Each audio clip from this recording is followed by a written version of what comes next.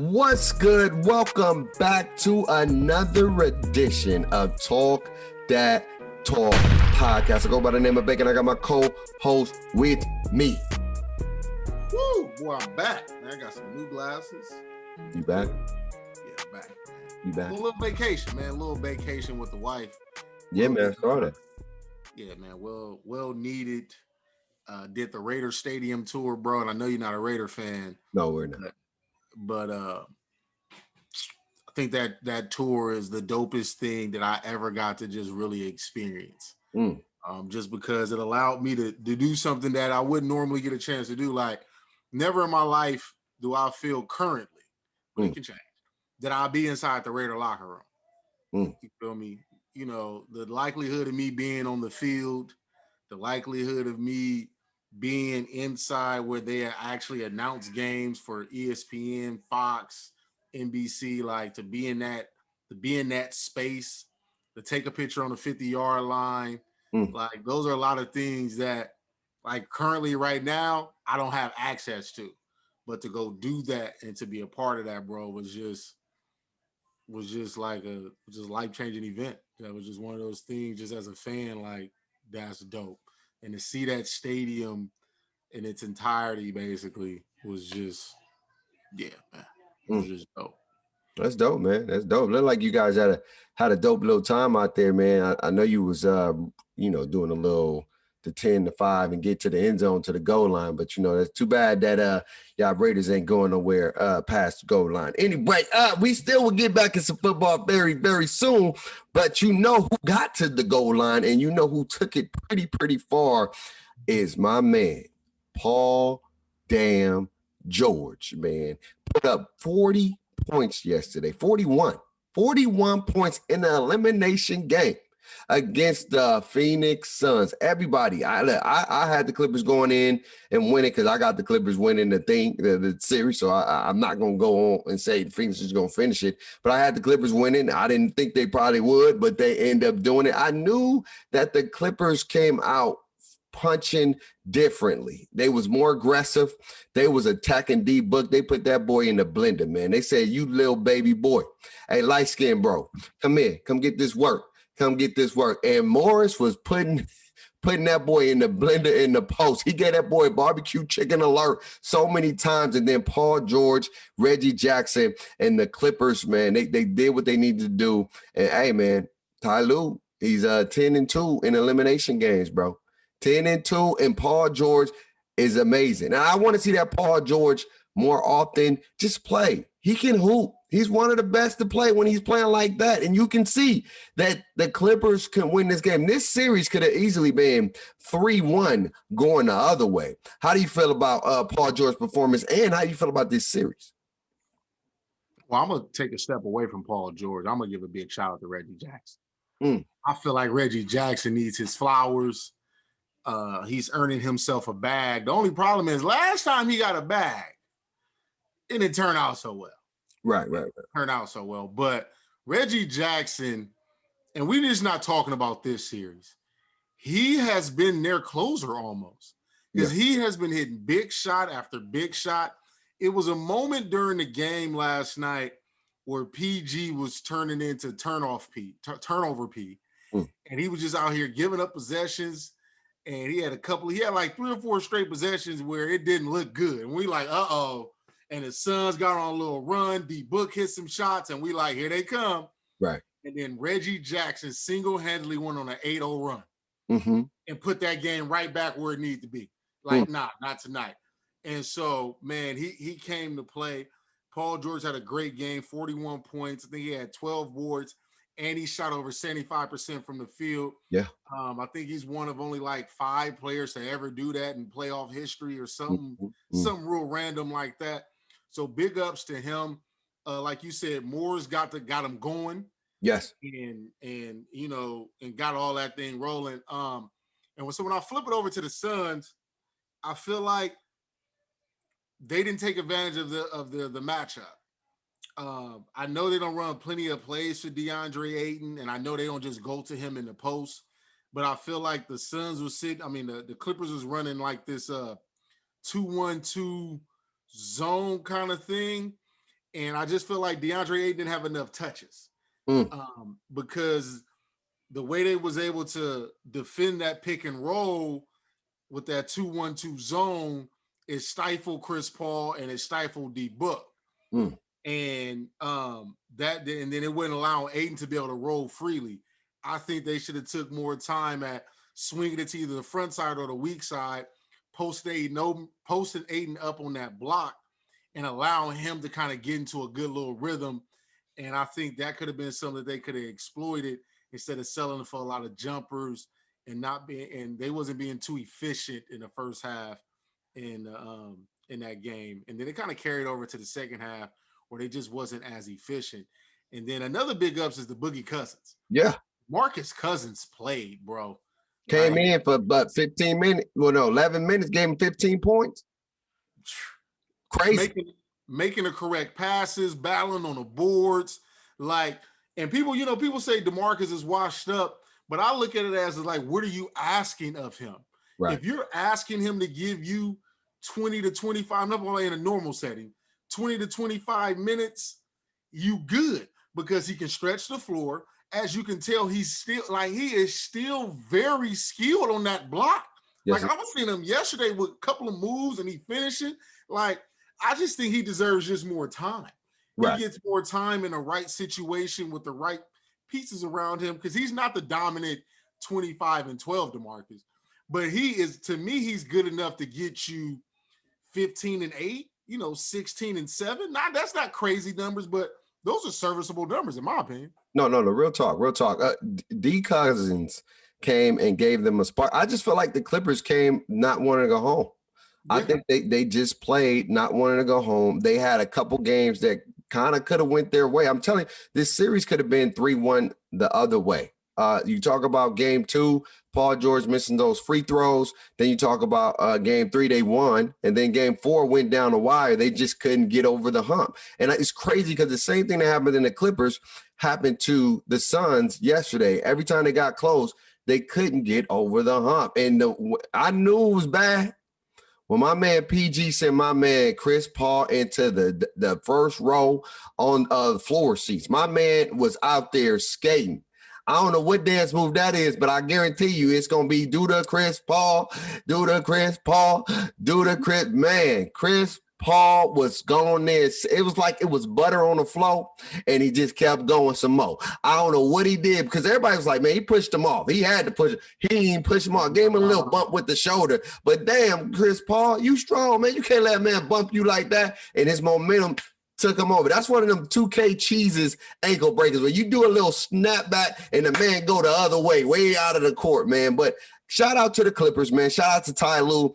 And what I love about Ty Lue, and I want to give him his flowers as well, is that he has a never die attitude, and he's been making a lot of adjustments to help his team win games. Look, they're going out there and they're leaving it out on the floor, and they're living with their results. And it's crazy, but that's just all you can do at the end of the day. X's and O's, go out there, execute the best way possible, and leave it on the floor. And I think right now, if the Clippers can win game 6 in LA, I guarantee you they're going to win game 7. You heard me say it right here live on the show. If the Clippers win game 6 in LA, bye-bye, Chris Paul. You going home because the booty's going to be super tight to give up a 3-1 lead. Guarantee it's going to be bye-bye booty tight. Chris Paul ain't never winning the ring unless he goes somewhere else. And that's going to have a big impact on his off season. But moving right along, man. Moving right along to another amazing playoff series. Yo, I want to say this, and I want to go on a record and say this. Chris Middleton, I'm sorry. I'm sorry I disrespected your name. I'm sorry that I called you Middle Knot. Okay. Because your name is Middle Not to play with, okay? Middle Not to play with, because he came ready to play. I swear, if it wasn't for Middleton, the Hawks would have took game 3. But Middleton said, no. I refuse to lose this game. I refuse to go down 2-1 against Atlanta. And I don't care. This man, Ice Cold Trey, shimmied on us at our crib. I refuse to come to Hotlanta, Lemon Pepper Lou, and all that good stuff Magic City? Nah, it ain't that pretty. Shout out to Middleton, man. 38 points, man, and he gave them back the home court advantage. And Giannis, I want to give Giannis some respect too, because Giannis ain't been shooting a lot of threes. He's been attacking. And like Shaq and Chuck said, yo, you ain't got to shoot threes if you're a dominant player. You get what you want. You can do what you want to do. Now, every blue moon you can shoot the three to keep them honest, or a mid-range at least. But I love this Giannis Antetokounmpo. He's been hooping, bro. He's been hooping. He gave them the spark, and Middleton is their closer. We know I think they're realizing who their closer is, and who's their guy that's going to keep them in the bag. Giannis is not the closer. Middleton is. Middleton just got more assets, and then Trae Young is so fortunate to hurt his ankle off some nonsense of stepping on the referee foot. It's just unfortunate, man, to see that happen, because the man has got the most, I believe, 30-point games. Not the most, but I think he had like 10, 30-point games in his playoffs for his first time in the playoffs. And he's in the league with some great names. And so shout out to him. He's been balling, and he's been putting Atlanta on the map, but him getting hurt is going to be significant for Atlanta moving forward in this series. Yeah, man. You starting to see, because they've been talking about it, and it makes sense that it's just one of those situations where your big man is your guy that keeps the game close, and your wing is the guy that finishes. So they had reference more to the Shaq and Kobe, how Shaq was Mr. Dominant, but we knew in the last 3 to 4 minutes, get a ball to Kobe gonna bring the Lakers home. And that's kind of what Giannis is learning and looking at, because in his press conference, he said he doesn't care who's the guy that takes the last shot. It could be him, it could be Drew, it could be Chris. He just want to win. And I like that statement a little better than the other statement about KD, because I feel like it's more or less people can get on Giannis well, you the guy that should want the shot and all this, but it's understanding your skill set.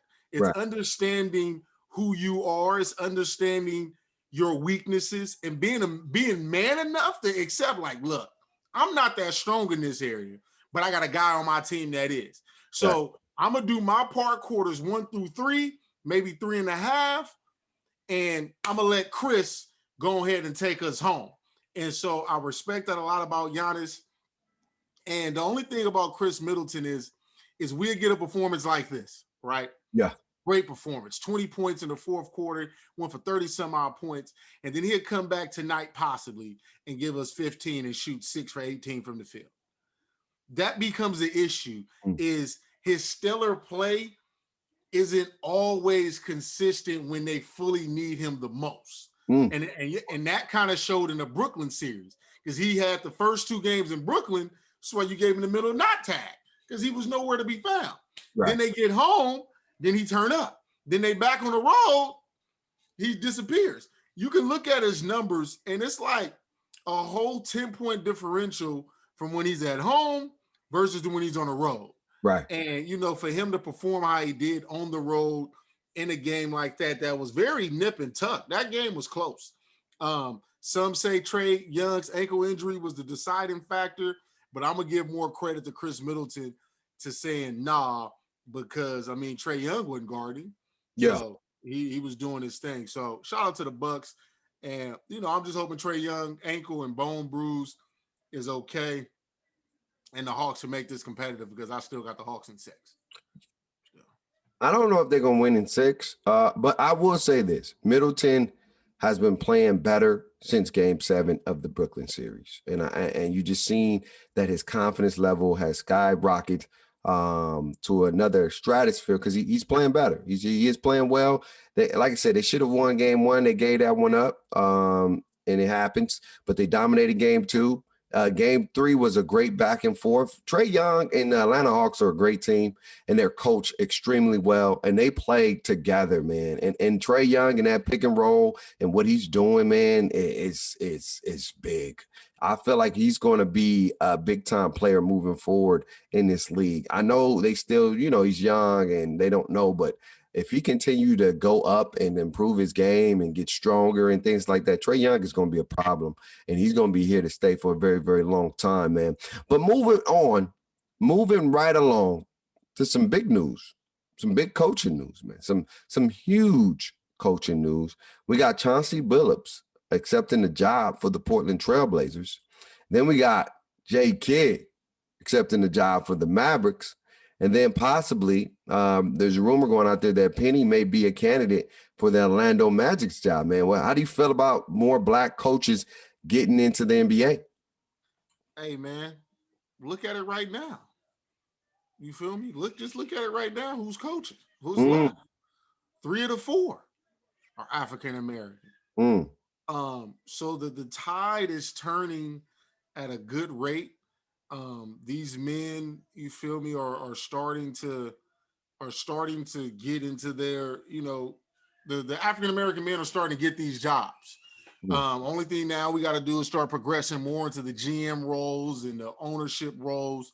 But right now on the coaching circuit, we're possibly looking at 9 African American coaches in a 30-team league. So we're approaching a little bit under 30%, which is a high number when you think about it. 9 out of 30 teams, that's a high number because you got Dwayne Casey out there in Detroit. You got my man, I can't think of his name, Houston's coach. You got him. So you got Jay Kidd in Dallas, Billups in Portland, Monty Williams in Phoenix. I said Casey in Detroit. Ty Lue with the Clippers. Nate McMillan in Atlanta. Doc in Philly. Ime Udoka. Because I feel like, he's cultured. So I'm gonna go ahead and throw him a part of that in Boston now. So it's starting to look good, man. I'm just happy for these brothers, man. I'm just happy that they're getting the respect that they deserve. I'm happy that they're not also walking into like horrible situations, because a lot of the times our African American coaches get thrown into like these bad coaching situations where these teams are just got to be built from the ground up. There's no direction. And then it's like they build them and then they get kicked out real fast. So, man, I just think it's a good thing for us right now. And, we need to see it more across more leagues, especially in NFL. No, I definitely am excited to see more color in the league as a head coach. And, then we move our way up to the GMs and the CEOs and things like that. But here's my thing, though. I don't want us to be like a charity case. I don't want to just be like, oh, let's just hire some black guys, just to hire some black coaches, just to show face. I want us to make sure we hire caliber guys. I know they do it. I know a lot of people. We had this debate with one of my professors at one time. He was like, why? Because at the end of the day, they're not hiring caliber white coaches or other ethnicity coaches. So why should it matter for us? Because I just feel like we're held at a different standard, right? If a white coach, no disrespect to them, if they get hired and they don't have the caliber to coach, they're just going to find another job, right? But if we get hired, I said Luke Walton. Yeah, I mean, listen. I'm gonna keep it a buck. Hey, look, I ain't calling no names out. All right. Anyway, and then like, for example, if it's one of us and if we're not quote unquote caliber coaches and we do horrible, then we get ridiculed. We get down like we ain't good enough, that we shouldn't even be coaching. So we have to make sure we're getting guys that know what they're doing, because if we don't, then it's different. It's going to have a different impact. And it's sad to say, but it's the truth. So if we're getting caliber guys that are very skilled, that's very great at coaching, and they're getting the opportunity to show their skill, then that opens up the door for more people to get in, right? And it's not every time you're going to have a guy that's really good. Maybe it's the team. Maybe it has nothing to do with the coach, has everything to do with the team, the pieces, and things like that. Because think about it, with Mark Jackson, he got the Warriors to turn around, and then Steve Kerr just took over and took him to the next level. But he got him in that atmosphere to play defense. He got him in that atmosphere to think differently, right? To be competitive. And then Steve Kerr just taught them the importance of sharing the basketball, working together as a team, and he maximized on their skill set. And so that's why he's good at what he's doing. And he got a good team, and he's still coaching very, very well. Even though they're not winning championships, he's still doing all right. You know what I'm saying? He's having them play a competitive basketball. But I think it's really, really great for the league at the end of the day. Like, just having the opportunity to see more color is great, because now when you see your little son, you see your nephew, you see your cousins and stuff, they can be like, I can do that job. Maybe that can be me. Because when you don't see it, you don't believe it. And sometimes you got to see it just a little bit to believe that it's possible. Like, I guarantee you, there's a lot of black men that's thinking that they can be the next president of the United States because of Barack Obama. There's a lot of black women out there who's thinking they can be the next vice president because of Pamela Harris. You know, they think that they can do that because of they've seen it. And so, you know, you just got to see it. And it's great for the league. It's a great opportunity for the league. And I hope they do well. I hope they do well. I wonder what's going to happen with the Mavericks and Portland with Chauncey, for sure. Like, are they going to make some changes, and they're going to make some moves to how they move with Dame? Is it going to change the all? It's going to be because, you know, Bullock played on the Detroit Pistons, man. Yeah, man. Oh, Detroit basketball. I'm, like I said, man, I'm curious. What I do know is I believe Portland's going to be better defensively. I can tell you that much. We ain't going to be looking at Portland as Swiss cheese on the defensive side of the ball. So I'm curious. I know that's how that's going to work. But also, man, there's still some head coaching vacancies available. You got New Orleans still looking for a coach, if I'm not mistaken. Washington should still be looking for a coach, if I'm not mistaken. Yeah. Let me see. I'm looking. And I think that's it for right now. So you got guys like Sam Cassell that's out there, who's been rumored as a good coach, or who has been in that coaching tree under Doc Rivers and stuff like that. So, I mean, we got room to get some more. I mean, Lloyd Pierce, who was just in Atlanta, but he's a possibility to get another head coaching job. I think Rick Carlisle is in Indiana, so I feel like that job is off to there. Rick Carlisle going to do his second stint out there in Indiana. So, you know, I think there's... You know what's crazy, though? I'm sorry to cut you off. Oh, yeah. Rick Carlisle said he wanted to get time for his family. And he wanted to, you know, he's been coaching for so long. Let's just think about that real quick. He said, I need time for my family. I've been coaching for so long. I need a break. And then you take a job in Indiana. Does that make sense? Or was that just an excuse to get up out of there? Was that an excuse to be like, look, bro, I really don't want to coach these dudes no more? I don't. Like, what does that mean? What does that say about his relationship with him and Luka? No, I honestly feel like it depends on how you want to read into it. The other side is you start understanding that the players need another voice. So instead of being a person trying to beat a dead horse, you have to step away and be like, you know what? I have been in Dallas he was a long time, right? He's been out there for a minute. He's got him a championship. He probably needed a change of scenery. The Dallas Mavericks as a team probably just need a new voice, because he was the one who endorsed Jason Kidd coming in with the Mavericks. So it's like, you know, that's what I'm saying, when it's one of those situations like, if you leaving and it's bad blood, why would I listen to who you think could be a better replacement? So for him to endorse Jason Kidd, and for Mark Cuban to even consider anything that he got to say, I feel like it was more of a mutual thing of, we just kind of probably need to go in a new direction to spark something new. And Rick, you know, you probably do want to take time for your family, but he also did like coaching Indiana, and going back to Indiana and doing all that is probably something that you feel, because Indiana's not a bad team. No. You feel they missing a few pieces that can help them become, good again. So I think it's just a win-win for everybody in that situation. That's interesting. But let's see what Hottakejay got to say about these coaching, more black coaches in the league. Jay, you there? Oh, there he is. Man, every time this man get on, he got a different set. It's more light up in there, man. I see it's looking like magic knots.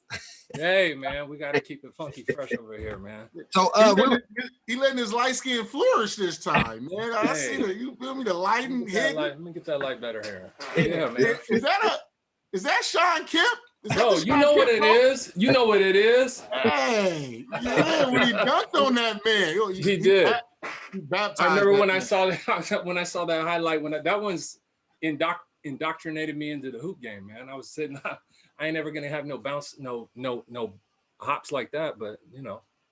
No, it's all good. It's all good. So we was talking about black coaches, more black coaches in the league, man. How do you feel about seeing more people of color getting head coaching jobs? Talking about, J. Kidd, Chauncey, possibly Penny Hardaway, and many more.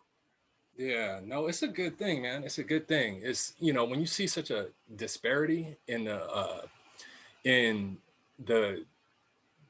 80% of the league is African American. Why shouldn't the coaches at least be at 50%? You know what I'm saying? And I would take it a step further than that too. Females, why ain't females coaching? You know what I'm saying? Because it's like, if you're 22 and you're a young black dude from whatever walk of life, if you ain't gonna listen to a 50-year-old white man who ain't played in the league, why ain't you gonna listen to a female? So I'm all about the African American coaches. The retreads really pissed me off. So your Sam Cassells, your Chauncey Billups, Jason Kidd. He didn't impress me in Milwaukee, but yeah, we need more of them for sure. 100. Yeah, and I agree with you just with the female, because we're looking at like the Becky Hammonds, the Teresa Weatherspoons, who are on staffs right now, that I think they should be next in line to do that. Because look, man, basketball is basketball. A great hooper, when you're talking Becky Hammond and Teresa Weatherspoon, what they did for the game of basketball is just out of this world. Because they're following the Cheryl Millers. They're in that era with the Lisa Leslies. So these women are highly qualified basketball minds under the branches of a Doris Burke and all that kind of stuff. Like it's too many great women who are coaching college basketball who you can see are turning programs around or leading programs to different heights to where they're talking hoops. So whether it's a male, whether it's a female, hoop talk is hoop talk, and a great hoop mind is a great hoop mind. So I definitely agree that adding more African-American coaches mixed in with the female coaches would do the game of basketball such a great thing. Because right now, Jay, if Penny was to get a job and say we throw in Sam Cassell, we'll be looking at 11 African-American coaches out of 30 teams. And we're over the 30% threshold. And you said 50, but right there, the 30% threshold will be something that has probably never happened. 11 African-American head coaches in the NBA right. ain't happened at all. So just a good tide that's turning, the real progress is when it ain't even a thing, when it ain't even relevant to be talking about. And it's just like, when 80, I don't even know what the number is, but I got to venture 80% African-American. You know what I'm saying? So it's like, that's just too big of a disparity. If it was 60 or 70, or maybe even 50, you could digest it a little bit, but. I think before we get females into the NBA, as far as like head coaching, you got to start seeing them in college. You don't even see them in high school as much. So you got to start. You got to start there first, right? And I think college would be the first step if you see like a great female coach coaching men, because again, it's that dynamic of women coaching a young man, and we try to keep the man and women. It's like it again, hoop is hoop. But there are things that, some things that some women can connect to that men can connect to, right? And then vice versa, right? But the great thing I do see, though, is that it's okay for men to coach women, but it's not okay for women to coach men. And that, which is so random because, like when you hear about it, when you listen to it, because it happened in football. I think it was the Niners or the Washington football team. I think one of them teams, or even the Bucs, but one of them teams have the female on there. And the guys are like, she's like the mother. And you know how we are about our mothers, that feel is different. So like when your mom is disappointed in you and she get to yelling at you, you straighten up. So to me, females coaching males is a good thing, because I know like a male not about to go cuss he not about to go there. You will look and be like, nah, I feel like more males have a tendency of going back and forth with a male head coach than with the female head coach, because you already know how women are. You get to talking out the side of your neck. They ain't with the games, bro. Right. They ain't with the games. So I think positively it should be more females coaching males, just because of that dynamic of like, what you say? You know what, moms? You right. Let me go ahead and run. Because I ain't even. I was wrong. I was wrong. Yeah, it's a plus. It's a plus. You have to the female head coach coaching grown ass men, 30, 35 years old, more so the 22 to 25 year olds. That coach is gonna be required to have a level of empathy, understanding the male ego. I mean, really, any mother's probably qualified. Any spouse has been through it, but that's just gonna be a prerequisite of the job, and we're gonna have the players just have a maturity that will take some time. But big time. But I gotta say, I think it will happen in the foreseeing future. The way the world is working right now, I won't be surprised if you see the first female head coach of a college basketball team, and then we live in a copycat world where monkey see, monkey do. If they do it over there, then they try to do it over there because it's press, and then you just got to perform. If you can put out the numbers and you can do well, then hey, they're gonna be like, well, let's get more women up here.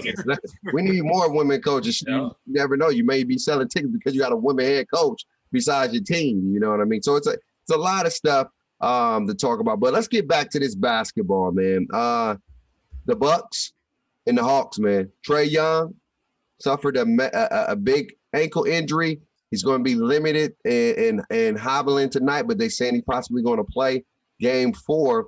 How do you feel about the Hawks' chances now that Trae Young is pretty much going to be hobbled? Oh.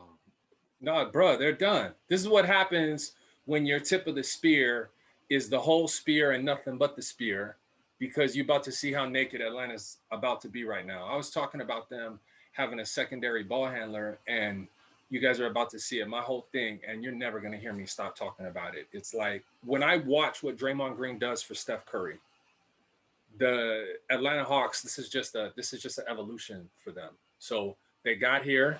I'd argue that Trae Young ain't doing nothing Dame or Steph wouldn't do if they was in the East without Draymond Green. But so they beat up on the Knicks. They beat up on Philly. They did what they were supposed to do to show progression. They're going to have to tweak their roster a little bit, and they'll come back next year. But this year, it's exactly what I said it was. I recall saying Bucks in 5, and it's about to be Bucks in 5. All right, listen. I'm one of the type, you're going to have to kill me. Okay? I got to see it happen before I got to believe it. You see how hard I fought for my Lakers. And I knew it was on a downward spiral. Lay on that sword. Listen, I got to see it, man.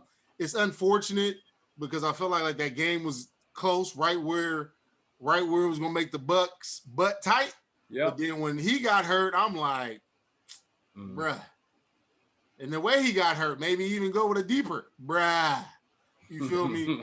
And so, I just got to play better defense. Like I said, I feel like the guy that's hurting that not having right now is DeAndre Hunter. Because he can't stop Middleton, but his length, his size, and how he do things and his defensive prowess is something that they're lacking right now because they really don't have a guy for Middleton. Like if you look at it, Middleton should be doing what he's doing. I mean, Giannis gonna do what Giannis does, so you don't really, you don't really worry. But they really don't have a guy that can kind of guard Middleton on a consistent basis, possession after possession, to make him work. outside of Middleton just being on his own in his bum bag. And so, yeah, man. But I believe in the Hawks. If they can win tonight, they can win tonight. Is Trey official? Is he playing? They said they I haven't heard that he's not, but they haven't said that he's not either. Yeah. I think he's going to give it a go. It's just going to be he's going to be limited as far as like his productivity. But I beg to differ. They do have a second ball handler. He's just not he's just not a creator like that. I like Lemon Pepper Lou. Lemon Pepper is a scorer. He's not a creator, but he can handle the ball. I like the Gallinari. He can create for himself. So they got players that can do what they need to do to get buckets for themselves. It's just with Trae Young in that pick and roll and how he makes everything easier for everybody.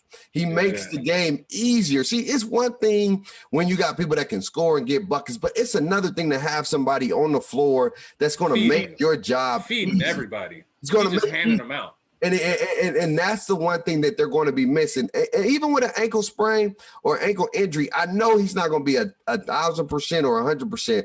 But if he can get in that pick and roll and still create, that can help them. It's just going to hurt his scoring ability. And that is another thing that they got, because it's a man that's averaging damn near 30 points in his playoffs. He's a walking 30. He's going to get 30, and he makes it look easy. It's one thing when you getting 30, but it's another thing when the 30 looks easy. It's looking like it's looking easy. It's looking barbecue chicken, lemon pepper. I know you guys are getting my text, man. Are you watching every single time he comes off that pick and roll? It's really Brook Lopez. You can't play him, man. Did you guys see that box score that I showed you the other day? No, you did. You saw it, but here's the thing. They got to be honest, right? And you see they switched up their lineups. They went with Portis a little bit. Who gave him a little spark, right? He's a little bit more athletic. He's halfway. He better than Brook, but he still really ain't it. Trey comes off that corner, and it's like, do I want the floater? Do I want the lob? Do I want to shimmy? What am I doing? What kind of food do I want to eat today? It's like, dude, it's ridiculous, man. Like, and I beg to differ, because if he's hobbled and he can't get to where he needs to at that free throw line, then it's a wrap. Don't even put him out there, because now he's a double negative on the defensive end. So that margin for error, that difference between, being Ricky Rubio and Trae Young is not as big as you like. I'm talking about the first step. It ain't if he's hobbled, it's a wrap, bro. It's a wrap. You think it's a wrap? Ankle injury is big. I give you that. Ankle injury is extremely big. I don't know how severe it is, but for you to come back and play, it's not as bad as it could be, because with Kyrie, when he hurt his ankle, he couldn't come back. He couldn't even come back. So you knew it was even campaign. Even campaign. You can see how severe it is, but to be able to come back and play, you know what I mean? I don't think he's going to be Trae Young that he was, but look, there's ways to manipulate the game when you're hurt, right? When you got an injured leg, it's things you got to do. And if the Bucks allow them to do that, then they can get away with it. They can get away with murder. Like you go to pick and rolls on one side, right? And maybe that's the best side where you can create, right? There's other things you can do where Trae Young can be effective. I just think it's going to impact his shooting. It's going to impact his floater. It's going to impact his planning ability. It's going to impact those things. I never look for Trae Young for defense, okay? Trae Young's not a defender like that. I'm going to go here and say what it is. But his offensive ability is going to be hindered tremendously. But I think they can still stay in it because they got ball creators. Did you see the 30-point game? What's going to happen is if Trae Young, if you don't have your fastball and people start sitting on your curve, your change, or whatever you got, like none of it works because the first thing don't work. It's setting everything else up. So like, I think that this has the potential to be where I'm turning it off at halftime is the kind of game that I think that this might be. I just like, it just doesn't. Yeah. 20 points, 25 points. I get into the third quarter. I'm like, what's going on here? This is a real quick. Let's call it a spade. Game 7 in Philly. Trae Young had a horrific game. And they still was in that game. They didn't get blown out. Trae Young was 3 for damn near 20-something at that game, and they still was able to win. So you don't necessarily have to, Trae Young don't necessarily have to do everything. It's those other guys got to step up now. It's the next man up mentality. Your leader is hobbled. Don't let your leader go out there, give you everything he got, and y'all don't even show up. No, there's a difference between being hobbled and not being able to do what you do and being a double negative on the court versus having a bad shooting game, but you're still aggressive, and the gravity that you're creating is feeding off of other people so they can eat too. Like there's hey, if it gets ugly, you're gonna get that text, bro. Don't even trip. Yeah. But moving right along, I think it's gonna be a good game, man. I don't think it's gonna be a blowout. But let's talk about PG and them Los Angeles Clippers. How do you feel about PG performance? How do you feel about the Clippers' chances of winning this series? And I know this is a lot, but if the Clippers win this series, what does this mean for Chris Paul legacy? Ooh, this is actually a little juicy and a little interesting for me because I'm actually win, lose, or draw. Paul George has stepped up. He's answered the challenge, man. We can bag on him for mentally checking out and missing a couple free throws. Could happen to almost anybody.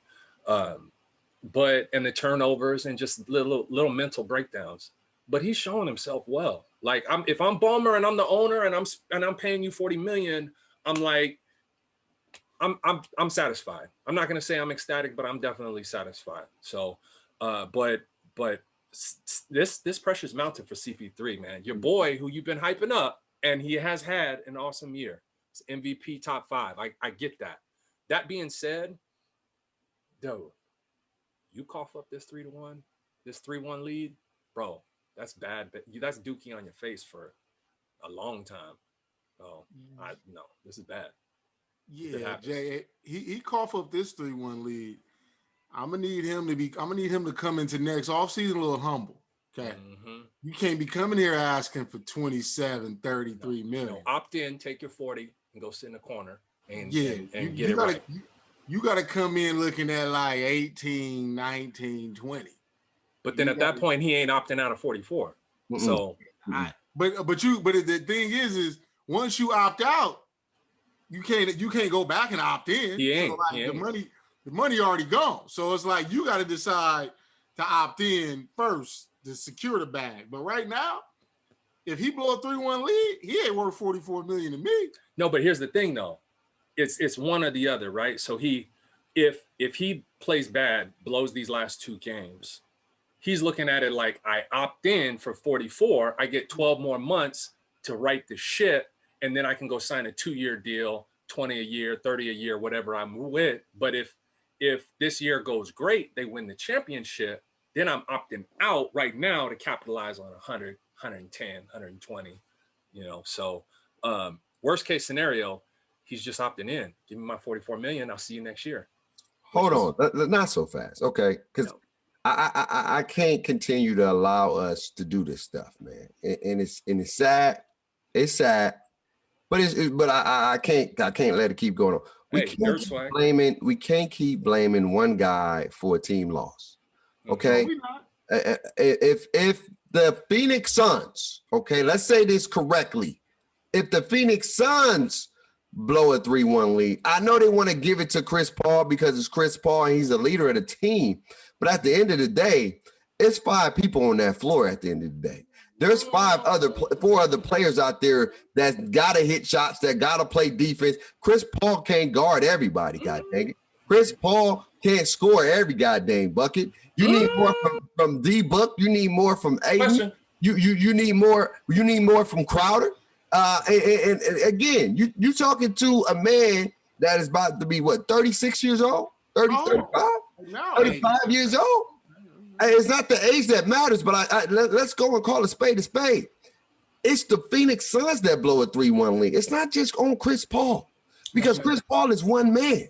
So I can understand if his matchup is beating them crazy, and that's the reason why they're losing. But they came out and got their butt whipped. He helped them, and he said it yesterday. We're not closing quarters. He helped them get a lead, got off the floor. They gave up a lead. So I can't play 40. I can't play every damn minute. Everything can't be all on me. Let me first echo what you said, because my core beliefs, I'm with you on all of what you said. But in the real world where I'm at is all I heard all year. Chris Paul's an MVP, man. What happened? Where was the Suns last year? He's getting all the credit. I'm sitting here like, man, wait a minute. Is Devin Booker the patty? Or is Devin Booker the bun and the tomato and all this extra up here? I'm sitting here like, no, Chris Paul's the icing on the cake. He came and topped it off, but he's getting all the love. I listen to Colin Cowherd, Skip and them, all of them talking about CP3, man. Boy, is he worth all of it. You can't quantify his leadership and all this juicy stuff he doing. But like what Book's doing with this is chopped liver. Like he ain't the patty. Like he ain't the main thing, right? Book is the main thing. CP3 is the person to come top it off and put that extra shine on it and make everything work. He's a force multiplier with DeAndre Ayton, and that's all cool. But when it don't come down and you're the leader and you're supposed to weather the storm on what Clippers counter the counter, and this is what we're gonna do. Campaign gets hurt. They was a well-oiled machine chugging along with Campaign. I mean, I could make the argument Campaign's the MVP, at least in this series. You know what I'm saying? So all I'm saying, because I'm with you, I'm riding with everything that you said, because it takes 5 to tango and cough up a lead, as in, Philly. And all I'm saying is that I'm tired of the CP3 love, and he can face the music. He can get in front of the podium, and he can take all that blame when they cough it up. Yeah. So I look at it kind of to echo. I mean, to me, echo Bake.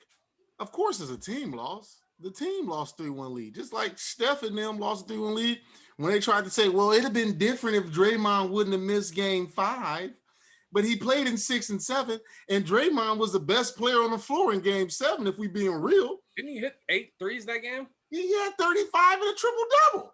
What more do you want from Draymond? Listen, he had 35. I think the Warriors scored 86. What more do you want from Draymond? That means Steph Curry and Steph and Klay hold up their end of the bargain in that certain situation. So when I'm looking at Chris Paul is going to get the lion's share of the blame, because Chris Paul is the one who is currently shooting around 33% from the field since he's returned. Chris Paul is also the one who's had too many uncharacteristic turnovers. He's not closing games, whether we're talking about finishing. He was in the game the last game. He had a couple of free throws, but by God, they couldn't make a shot to say they live in game 4. And then it really didn't help in game 5. So, I need Chris Paul, if he's going to get all the credit for being the Suns' son, then he going to have to get the credit, be the Suns' goddamn cloud too. I hear all that. I'm not knocking it. He's going to deserve. He's not the only one. I'm saying for far as his legacy and far as his impact, I know it looks bad on his legacy, but at the end of the day, he can only do so much. He can only do so much, man. You can only give the ball to the people in the right places, but they got to make the shots at the end of the day. Booker got to play better. Devin Booker has been struggling. He's been struggling. I haven't seen a crazy Book performance besides game 1. Every other game, Booker has been struggling from the field. He's been struggling to get his shot. So if we're going based off Jay, and this man is the patty, if he's the patty, you tell me what burger's getting made with his patties. Because his patties are outdated right now. His patties are outdated. Hey, look, hey, what? Looking like a George Foreman grill patty. He's a George Foreman little 2-minute patty, like quick and split type vibes. In LA, you get a quick and split type vibe because he ain't been playing good. And it's a credit to the Clippers defense. And you know what? I'm gonna tell you right here. I think Ty Lue found something. Oh. I think he found something that's going to impact this series even more. They're going to attack Devin Booker weaknesses. And now they're going to play small, forcing DeAndre Ayton to play outside the paint. So now he can't just be hanging in the paint. He can't disrupt shots. And now the Clippers can have barbecue chicken against the, what kind of patty? It's not even a Beyond Meat patty. It's not even a healthy patty. It's one of those outdated, need to get rid of it. Who was giving Book love last week? I said he was doing, but I'm telling you. I did. I said D Book was Jay. The next face of the league. I was like, okay, look, Jay, I'll go with the flow. You got to understand that Bake, like I've been with my boy now for a year doing this hot take stuff, and see, Bake is a day by day guy.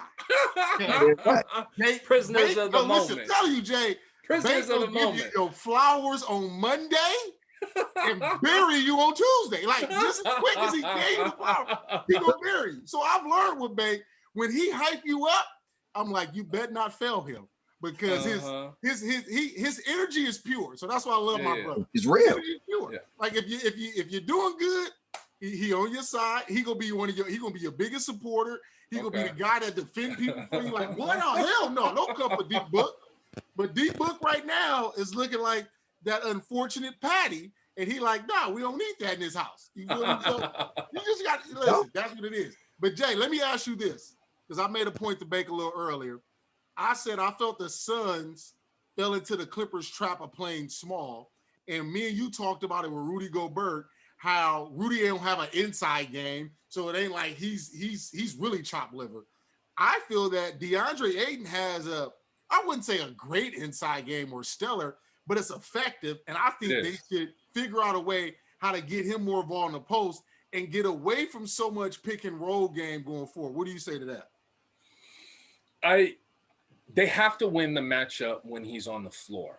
So whether it's the pick and roll, I'm with you. Like, and it's actually giving me hope for James Wiseman, because when you do have the big, and there's only a few of them that hit that check mark of not getting exposed in space. Can they protect the rim? Can they rim run? DeAndre Ayton has soft hands. And so who on the Clippers can exploit DeAndre Ayton? Well, apparently Reggie Jackson can, because I don't know what's gotten into him, and Paul George. But for the most part, the key is Ayton. And the fire starter for that is CP3. So those two are the key to closing them out.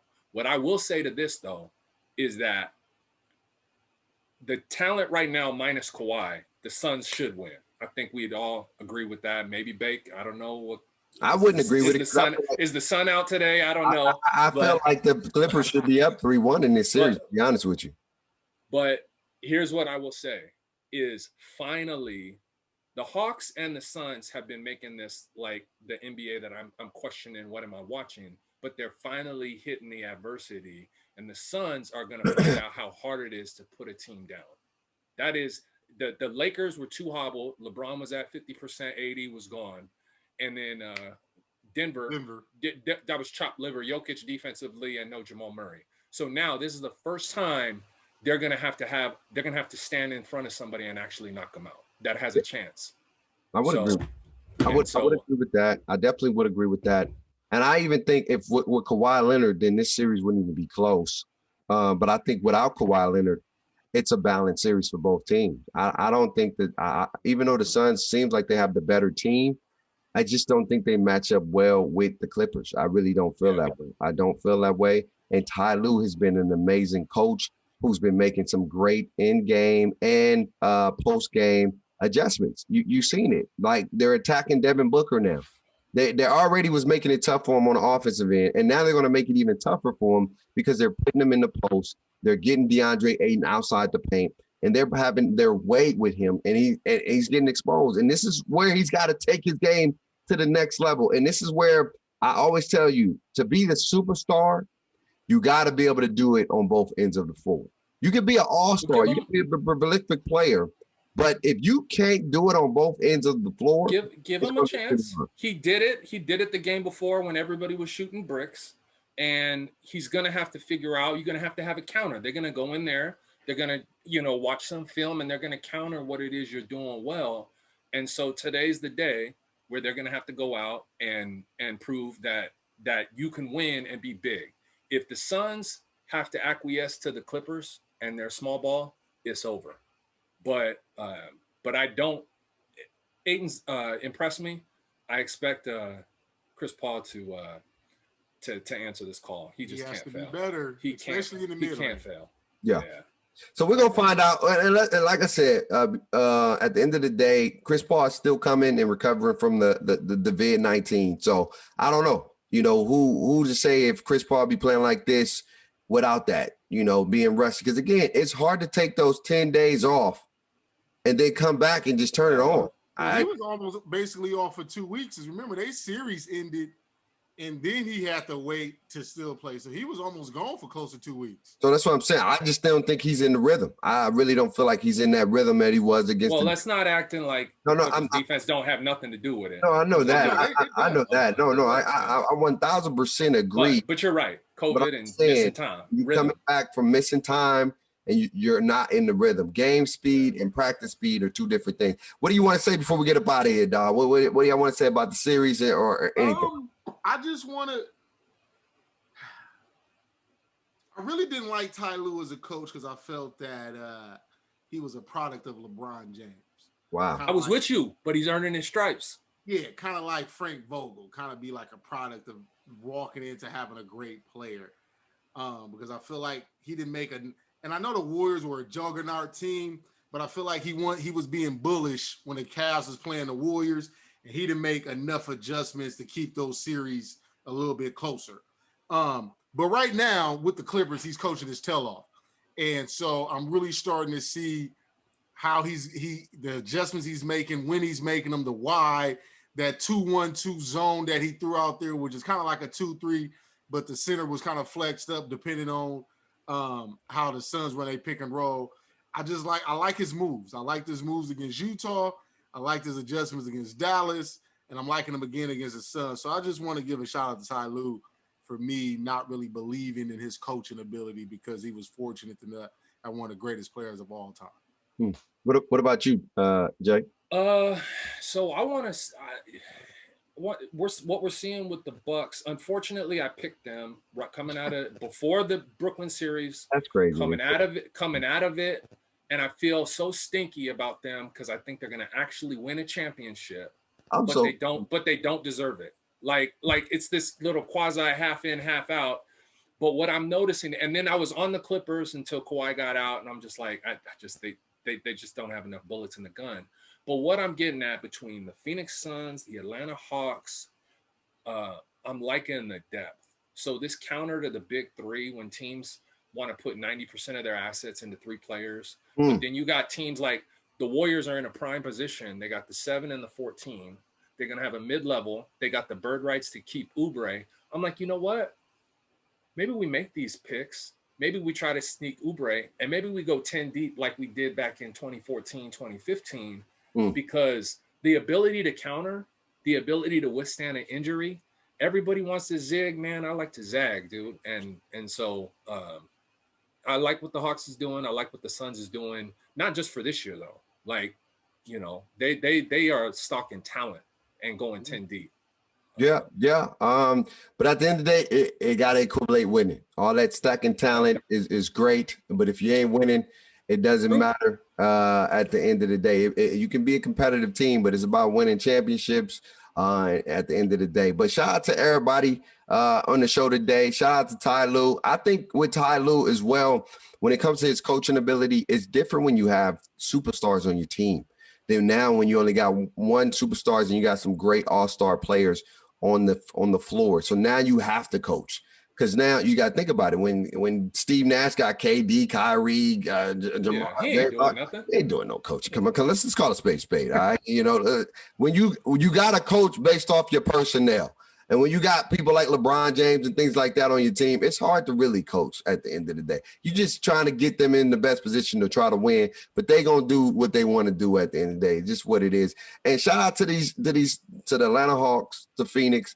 Because it's good to see different teams. They may not make it there the next 3, 4, 5 years, but just having that opportunity to be here because the league is only going to get better. It's great to see. I'm excited. It just sucks with the injuries, bro. I just feel like that's put a damper on this whole NBA playoffs, is that you didn't get to see everybody at their full capacity. And that's the biggest issue. And we'll talk about that later moving forward as we get to close to the finals and things like that. Where does this season ranks against the other seasons?